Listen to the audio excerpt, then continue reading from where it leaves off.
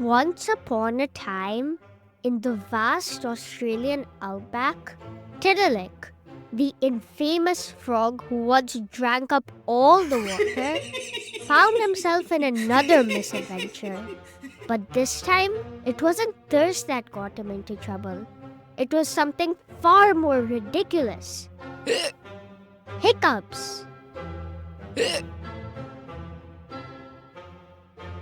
Tiddalik the frog, known for his legendary thirst, had learned his lesson after the great water drinking fiasco.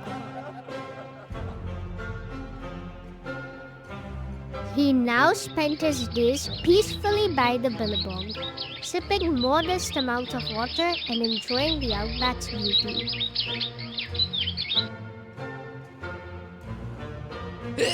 Oh no! What's this? What's wrong, Tiddalik? Did you swallow a crocodile? Or maybe you tried drinking the ocean this time.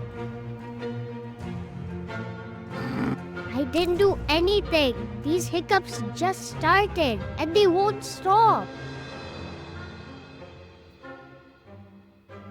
Tiddalik's first hiccup sent him bouncing 10 feet into the air, landing on his startled echidna. Watch it, Tiddalik. I'm not your trampoline. The second hiccup creates a mini tidal wave in the billabong, soaking the nearby emus. My feathers! Do you know how long it takes to dry these? The third hiccup launches Tiddalik backward into a bush of prickly spiny fangs. These hiccups are trying to ruin me. The animals, amused but also worried, decided to help Tiddalik find a cure for his unstoppable hiccups. Maybe he should drink upside down. Tiddalik tries drinking water upside down, but he ends up with water shooting out of his nostrils. That was worse than the hiccups. Or eat some eucalyptus leaves. They cure everything. Tiddalik chomps on some eucalyptus leaves, but immediately makes a disgusted face. Do you guys eat this stuff for fun? Disgusting. What if the hiccups are contagious? Jump scare. The dingo tries to scare Tiddalik by jumping out from behind a rock, but the hiccup causes Tiddalik to leap into a tree, getting stuck. This is not helping. Finally, the wise old wombat came forward with an unusual idea. The only way to cure these hiccups is to laugh so hard that your body forgets to hiccup. The kookaburra tries telling jokes but ends up laughing at his own punchlines. Why don't crocodiles eat clowns?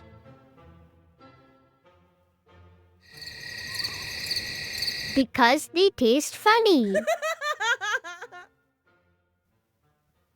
The kangaroo does a series of somersaults but lands headfirst in a mud puddle. I meant to do that. The emu performs a clumsy dance, tripping over its own feet. You guys are ridiculous! Finally, the dingo slips on a banana peel left by the koala, sending them both rolling into a pile of feathers. Tiddalik bursts into uncontrollable laughter, and the hiccups stop. Thank you, everyone. I may have hiccuped the outback into chaos, But you've reminded me that laughter is the best cure for anything. And so, sometimes, the best way to solve a problem is to laugh with your friends.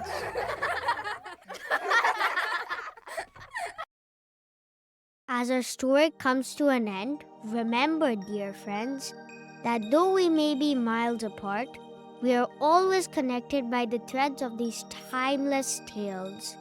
Until we meet again on our next adventure, keep the magic of storytelling alive in your hearts. Goodbye for now, and see you next time on The Stories of the World.